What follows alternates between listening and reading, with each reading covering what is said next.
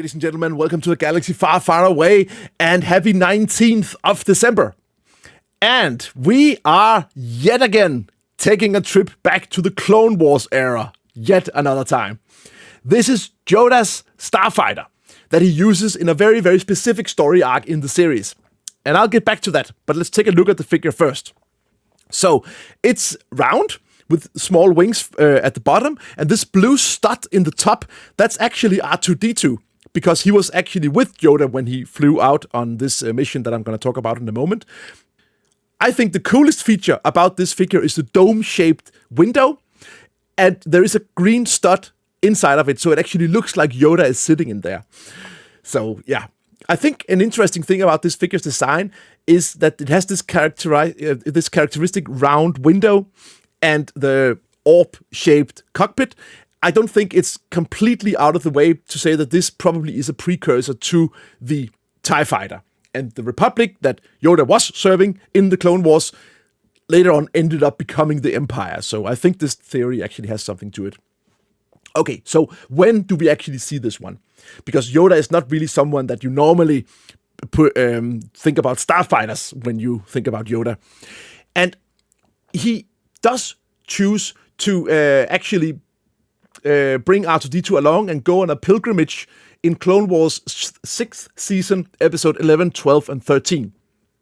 And the reason he's going is because during a meditation, he all of a sudden hears Qui-Gon Jinn's voice. And Qui-Gon Jinn is dead.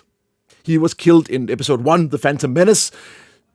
So he's going on this pilgrimage to actually figure out what's going on, and it takes him to Dagobah of all places and other places as well, and he actually ends up getting into contact with Qui-Gon Jinn.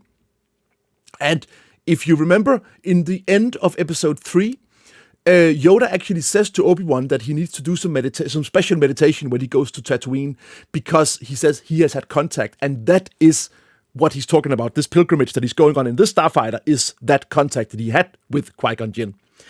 And Qui-Gon Jinn was also a very unconventional Jedi. He was extremely powerful, very, very respected, and he had a philosophy about following whatever the Force told him to, something that he actually names the living Force. He was very much in contact with the living Force. Even when the living Force told him to do something that he didn't think was right or maybe morally wrong or something like that, he would go the ways of the Force. And that close contact with the Force taught Qui-Gon how to actually become part of it after death, and then being able to manifest as a Force ghost, which he later on teaches Yoda, and Yoda teaches Obi-Wan, and so on and so forth. This, of course, conflicts a little bit about why could Anakin all of a sudden become a Force ghost in the end of Return of the Jedi. But hey, all right, Yoda Starfighter that he uses on his pilgrimage to get into contact with Qui-Gon. A little bonus info is that Liam Neeson, who plays Qui-Gon in episode 1, The Phantom Menace, is also the one who's voicing him in the Clone Wars episodes. So, that's also one of the reasons that I think episode 1 is important. If you didn't see episode 1, you wouldn't know who Qui-Gon Jinn is. So what do you think about Yoda Starfighter? And what do you think about Qui-Gon Jinn? Let me know in the comments below. If you like this video, please give it a like.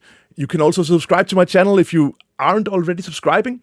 And please share this video with friends and family if you are in need of a Danish video. I have made a Danish version of it as well.